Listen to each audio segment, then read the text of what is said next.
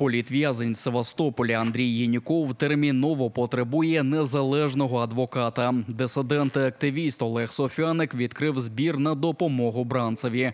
Нині Андрія Єнюкова тримають в ізоляторі російського Ростова-на-Дону, звинувативши в нібито підготовці підпалу складу з пальним у Севастополі та гуманітарки для біженців з Донбасу. Насправді ж це розправа за відкриту проукраїнську позицію. 20-річний хлопець ізольований від рідних і близьких, а призначений окупантами ФСБшний адвокат схиляє його до співпраці з так званим слідством. Дозволити собі незалежного захисника матір Андрія не в змозі, тому і просить про допомогу.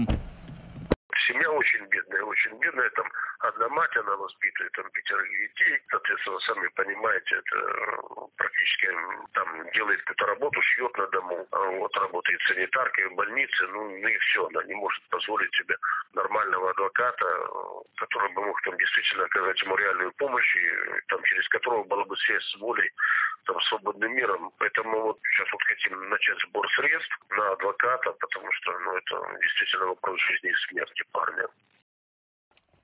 Андрій Єнюков пережив тортури і перебуває під постійним психологічним тиском у російських застінках. Незалежний адвокат не забезпечить волю від російського беззаконня, але дозволить звільнити його бодай з інформаційної ізоляції. Тому родина Андрія Єнюкова закликає українську владу додати бранця до списків на обмін. А поки кожен, хто має таку можливість, може долучитися до збору на адвоката для українського політв'язня посильною сумою. Реквізити картки Олега Софяника на екрані, а також закріплені у першому коментарі на Ютубі.